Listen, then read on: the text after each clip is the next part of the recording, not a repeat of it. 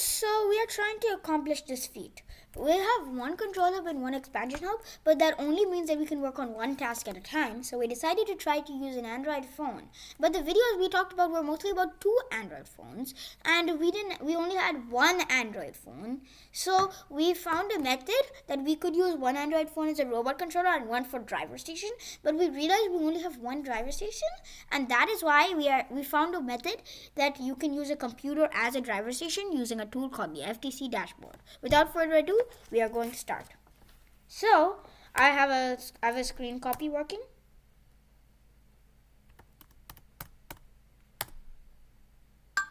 So I have a screen copy that has been set up so that you can see the screen.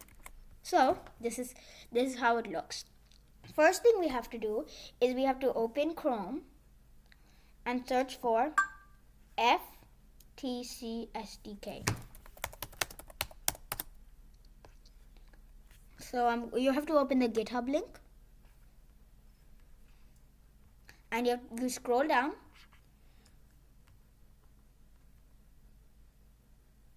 and then you go to the downloading or not downloading project.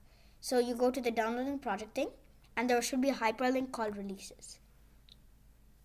By the way, it might look a little bit weird because I have a mouse that works, but you can use your regular thing. So you scroll down and go to FTC robot controller-release.apk and press it. So for me, it's already downloaded, but for you that pop-up should not happen. Now I'm going to press details, and then you can open the FTC robot controller-release.apk file, and make sure you download the one on the very top. Don't download any other one. You have to download, as of now it's v11.0, but it could be something different. So I would press open. Oh, it disappeared. So if it disappears, you can press ... downloads and open this. Press install, and it's going to give you a billion warnings. Install, more details, install anyway. So then for that is kind of like blocked. You can't, okay, I'm pressing install anyway, and you can't see the pin. Usually it would say install unsafe app. This app may put your device at risk, touch the fingerprint sensor. But since this is like confidential info, it is not, it's not showing up. It's not showing up, but that's what it would look like. And then you press installing, and then you press open. And now I wait. I press allow. You have to press allow for everything.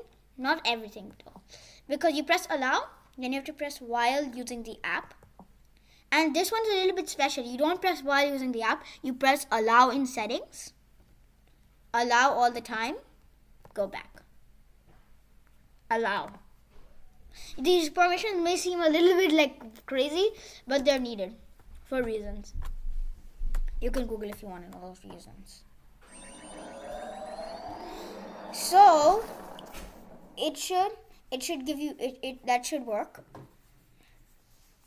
So that should work because then this is a new app that exists. Next thing you're gonna want to do is, for me this is named 31991-RC. For other people it may not be named that, so you exit the app, and then you have to go to settings. And then you have to go over to search settings and you have to type wireless debugging. Press wireless debugging. And now you have to, not wireless debugging. Wireless debugging is something that you need later, but you can do it now also. So you go over to settings, and you search for build number. For you, the test is that when you search for wireless debugging, there will be no result, which is actually a good thing. There should be no result unless you have enabled developer options. If you have already open developer options and set it all on, then you can skip this step. So then you search for build number, you tap build number 7 times. 1, 2, 3, 4, 5, 6, 7. For me, it says no need, you're already a developer. But for you, after 3 clicks or 4 clicks, it should be like 3 steps away from becoming a developer, 2 steps away from becoming a developer, 1 step away from becoming a developer. You are now a developer. And then you go back and search for wireless debugging. Open that up. So usually it would be toggled off. Now that I toggled it off, this connection stopped working. But basically what you have to do is you have to toggle it on. I'll show you using the camera, but it may not be very clear. So basically what you have to do is you have to turn it on. And then you press wireless debugging. And it should turn on. And if it asks you to allow on this network, you can allow it. Set it as always allow on this network, all that kind of stuff. Then wireless debugging is back on, so now I can show it back. See, that's exactly what wireless debugging is used for. It's for if you want to communicate from the phone to the computer without using, you have to communicate from the phone to the computer without using the USB cable, because in this case we are going to be using the USB cable to connect the phone to the driver's to the like expansion hub. By the way, one thing I forgot to mention, we're using the expansion hub. You use the expansion hub to use the expansion hub instead of the driver station, because we happen to have one expansion hub. So you need an expansion hub for this tutorial to work. And it'll connect. And now you can open this. I really wish we could do it without wireless debugging. It's an extra step in the process, but it should be fine. So then, next thing you have to go to search and search for this thing that is called. This thing is called. It's called about, or yeah. There are a bunch of names that it could be, but in this case, it's called device name on mine. But it may be different. So this device name is here. So basically the device name should usually be, under perfect circumstances, the device name would be your team number, in our case is 31991-RC. But if yours isn't, that's okay. You go to device name, you press it, and you can change it. So let's say our device name was a regular device name.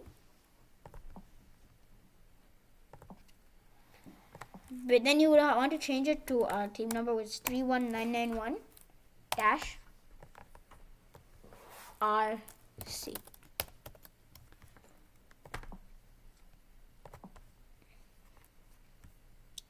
Now, when you open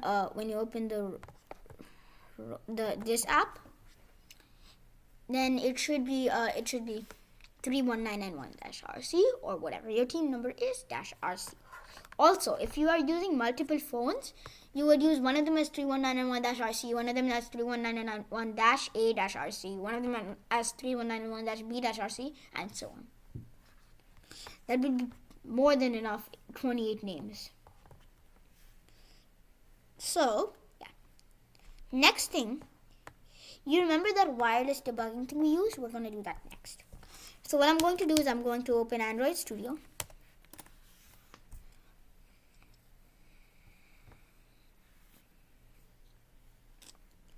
You need to install this if you don't have it already.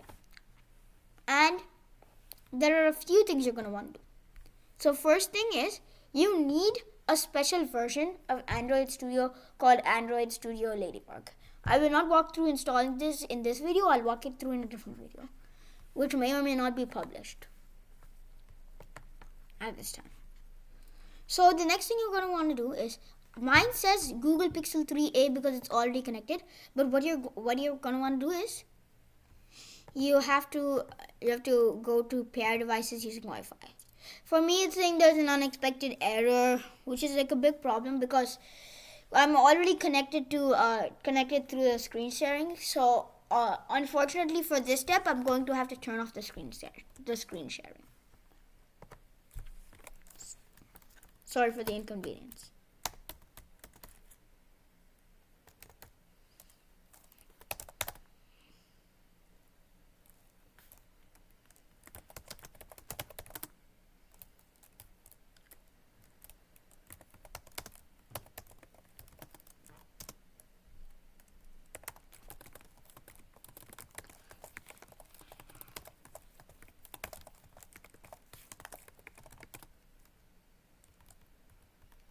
The device says it's offline. It's okay. You guys will not have to work through that. So now it's not there. For some reason, there's still an unexpected error during Wi-Fi pairing initialization. I think I just have to restart the app. Then it should work.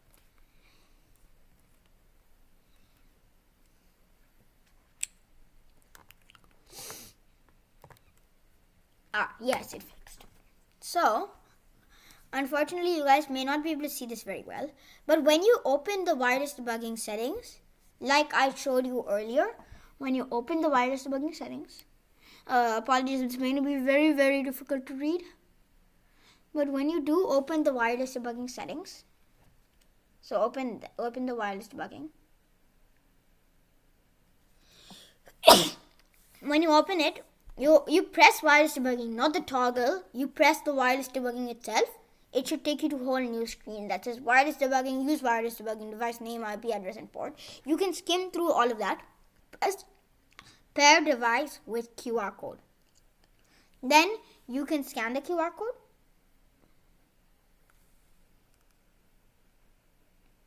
And hopefully it should work. I say hopefully because sometimes it doesn't work. So if it doesn't work the first time, then you want to press scan new device and try and press the back button and try pairing again. But if it doesn't work the second time, then you have to this will depend on your device model. This will all depend on your device model. So there's a different method for each kind of phone.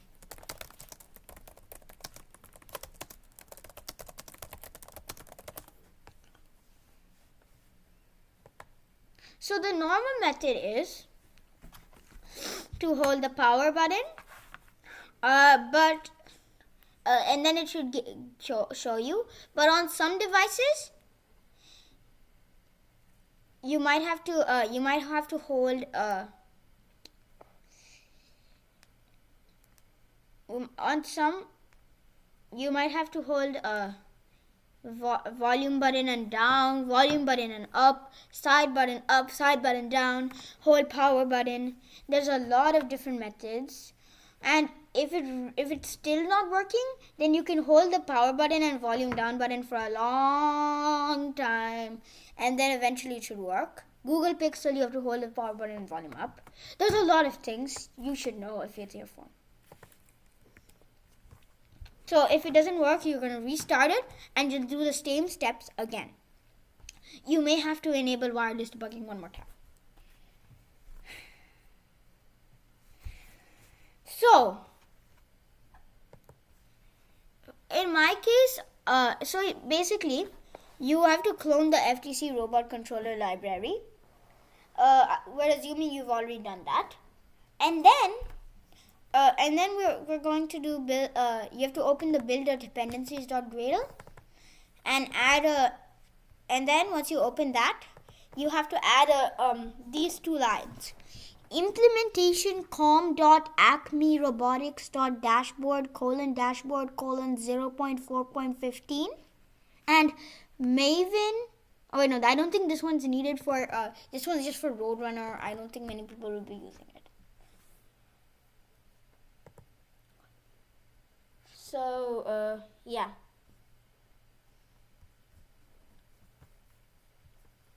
Next, so that then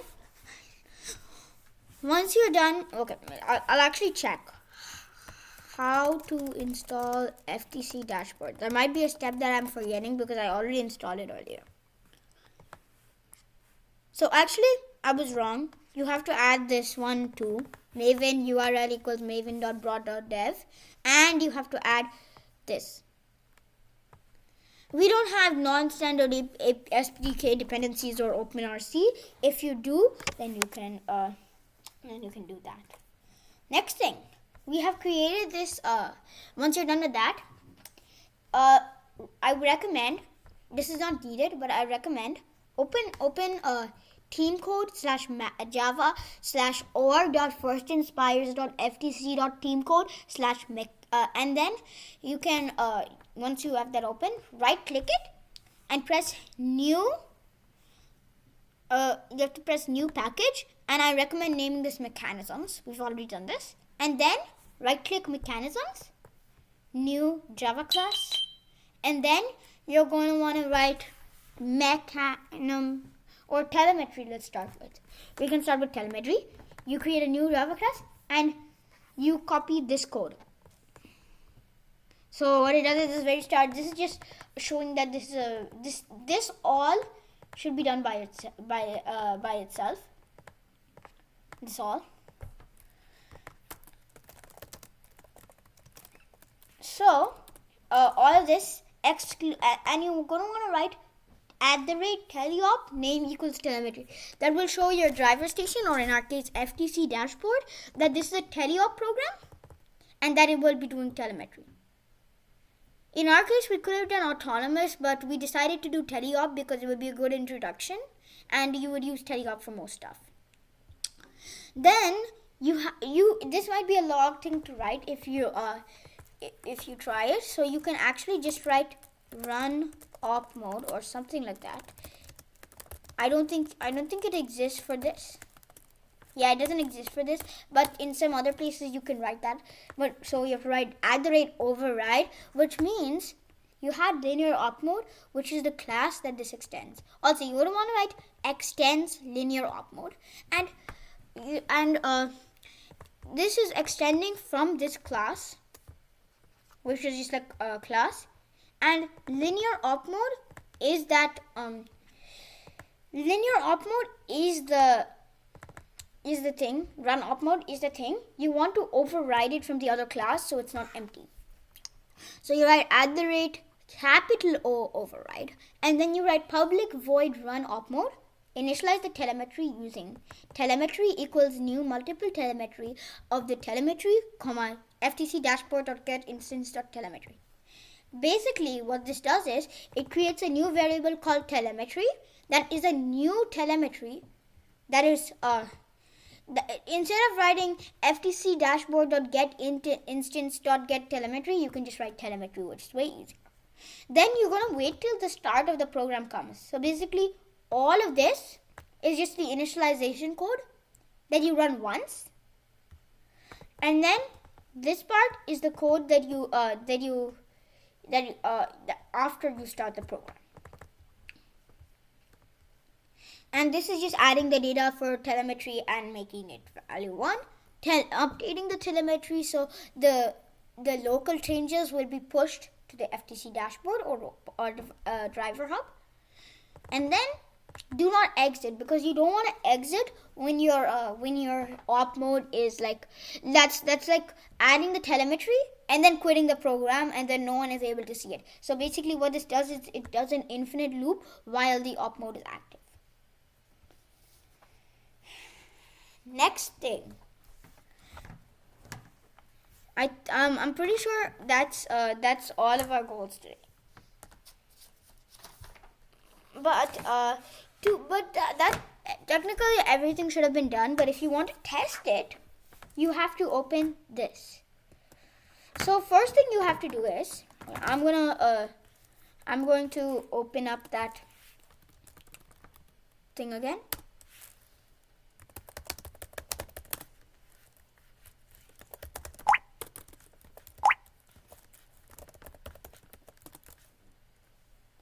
So I'm going to reconnect to this. Just give me a moment, please.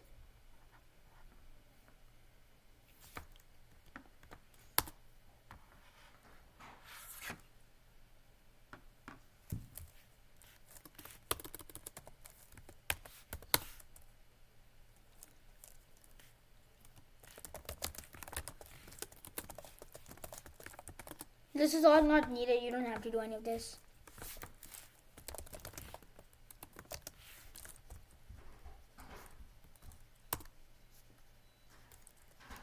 You don't have to do any of this, but this is just for the screen record. I think this is taking a while. I'm just gonna try one more time. If it doesn't work again, I'm just going to show it through the camera. I don't think it's working, so I'm just gonna show it through the camera. Yeah.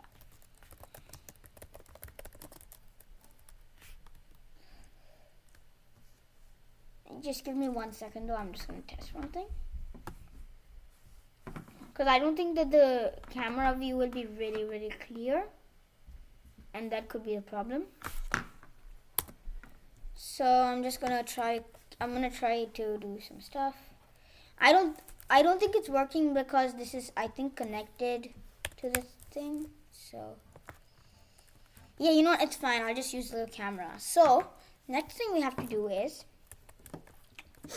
you have to open the FTC app and you have to press dot dot dot,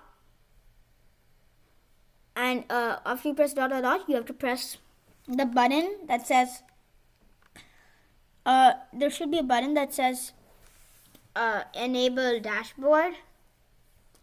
That may or may not be there. It should be there. So if it's not there, you have to press dot dot dot program and manage. If that doesn't work, then you have to restart the phone.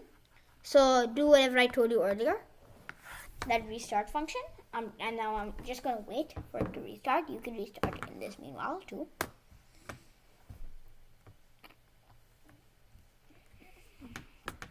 If you don't experience that error, you can just do it.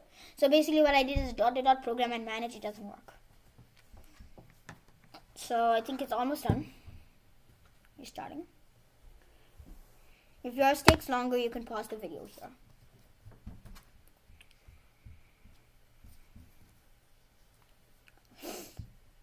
Okay, now it's connected.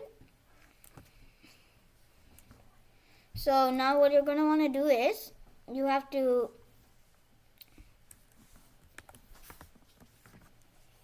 give me 1 second, please.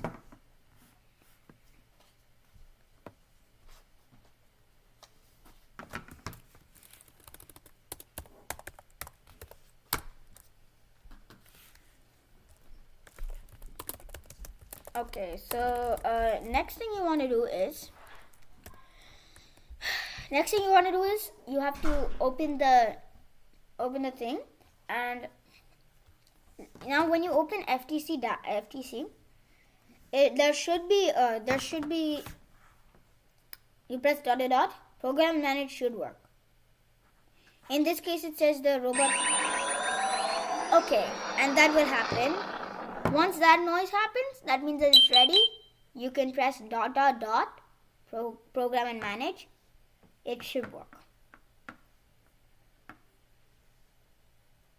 If it still doesn't work, you can press dot dot dot self inspect, and then you should see all check marks except for these two that can be ignored. Hub firmware, it should be ignored, and standard Wi-Fi connected should be ignored. Next thing, dot dot dot program and manage if it wasn't working last time. Next thing is that you should it should say something.